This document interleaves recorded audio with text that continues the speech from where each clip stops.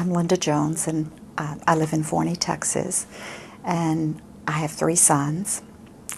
And my youngest son, on August the 29th, 1995, was struck by lightning on the football field as he practiced. This was on a Tuesday. He was very excited about his school year. School had just begun, and he was the starting quarterback for the junior varsity Forney Jackrabbit team. He was so excited, full of life, full of everything that you think about teenage boys. Just life was good. He was an excellent student. He was an honor student. He was an excellent athlete, and he had 2 older brothers and 2 parents that cheered him on through most of his life. When lightning struck that day, he took the direct hit, and he was care flighted into Baylor Medical Center, downtown Dallas. And as he got there, we didn't know what to expect. I was still at work, and I got the call to be there. And I immediately called my family to let them know that something very serious had happened. I wasn't even quite sure what had happened at that point. And it was forever before I could see him. And then when I finally did, he looked beautiful. Looked like he was resting and taking a little nap. He was hooked up to everything. I started that day, as most days in my house.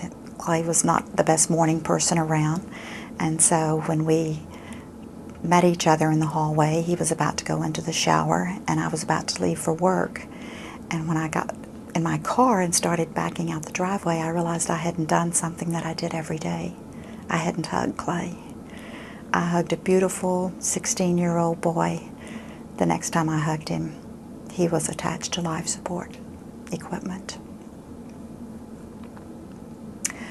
All of his family and friends and everybody gathered at the hospital. Everybody was praying. Everybody was so there.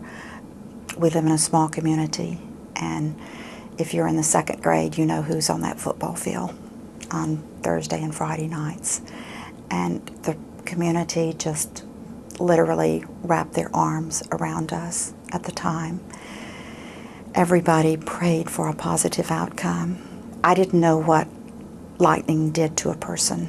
It's pretty rare, I've discovered, but not as rare as we think. It happens more than we realize.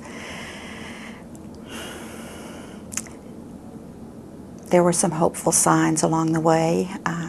His eyes fluttered. You know, it seemed like when we touched his hand that he was squeezing back. But the outcome we had hoped for didn't happen. One of the things that I knew upon learning about that Clay couldn't go on, one of the things I knew he would want to do would be an organ donor. It seems unusual that a healthy 16-year-old, that you would have talked about this 3 different times, but we did. We talked about it at the death of Mickey Mantle. Having all boys and a husband who had been a coach, everything at my house just kind of rolled around sports. We came home from church on a Sunday afternoon, and ESPN was profiling the incredible career of Mickey Mantle. And even though that was a different era, Clay certainly knew who Mickey Mantle was and had a lot of respect for his sports records. So we had a nice little chat about organ donation. Secondly, he watched one of his best friends' mother wear a pager, hoping that she would get a call from Children's Medical Center that they had a kidney for her son, who was literally dying every day, in and out of the hospital, kidney dialysis, a lot of stress for the family. And I'm happy to tell you that he did get a new kidney. But perhaps the most profound time we talked about organ donation was on our way to the driver's license bureau. 16, armed with his new skills, driver's education, hot July day. We were leaving to go down there for him to take his written exam. And Clay looked up at me and said, "Mother, they're going to ask us this question." I was really hoping he wasn't about to ask me about parallel parking, and he wasn't. He was about to ask me Mom, they're going to ask us if we want to be an organ donor. This seemed like a magical moment, so I took some time with it, and I said, Clay, let's talk about that. We have a few more minutes before we get there. What's your thinking on that? And he said, Mom, if anyone couldn't use their organs, I don't know why they wouldn't want to give them to somebody who could. That conversation is etched with gold for me because it was so powerful in letting me know that was his wishes. And so actually when we were in the hospital and we realized he couldn't go on,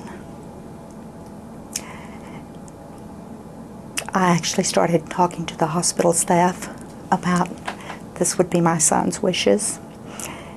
He would want to be a donor, and he would want to donate anything that could be used. We did just that, and I'm happy to tell you that he restored vision to 2 people through the cornea transplants. His kidneys went to 2 different men. He donated nerves, anything that could be used, skin, tissue, and we just knew that that was the right decision. As I said, it was unbelievable that we'd had 3 powerful conversations, but it was just the way things fell, and I don't believe anything happens by coincidence, and I think I was so aware of what his wishes would be, and it fit with his personality. This was a child that was very giving, loving, shared, just generally wanted to make life better for somebody, and I'm happy to say he did. And I've actually met one of his recipients. I've hugged his kidney, living in a 59-year-old man then. Clay's death was September 2nd, 1995, and this gentleman contacted us, came out to Clay's high school, walked through the halls, walked out on the football field. As he expressed to me, I was just trying to experience something so good living inside me. He really wanted to get to know my son, and that was the way he chose. He talked to Clay's friends and teammates, talked to some of the school personnel, and I was happy that this gentleman reached out to us, and we met, and he's joined me on a few speaking occasions, and that's been great. He's very emotional about it and is quite overcome, so it's kind of difficult for him to get through a seminar. I have become a real activist for organ donation. I do speaking engagements. I serve on the Lisa Landry Children's Foundation as an advisory board member. This is an educational effort for more people to learn about that. We've made a driver's education film. As students get their driver's ed training, they're able to see about this because sadly that's a really high-risk time for teens when they're 16 and driving for the first time, so that they know a little bit about something. And all of the educational efforts are just that, just to let people know about it. And they're not in any way to coerce people, sign your card or you better be an organ donor. But they are to let people know that, number one, this miracle process exists, because unless you've been on one side or the other, you've been on a waiting list praying that that beeper will go off or the phone will ring, or you've been in a situation faced with a tragedy and approached about, did you want to be an organ donor for your loved one? Most people don't know about it, but that's changing, and that's changing for the better, because people are learning about it. We see billboards, we see it on the side of a bus now. I'm wearing the green pin, which represents organ donation, organ and tissue donation. I'm wearing my green bracelet. We've seen yellow, we've seen red, we've seen pink. This one says donate life. And that's very important, that we carry on Clay's legacy. And that's a way that we can do that, by talking about organ donation.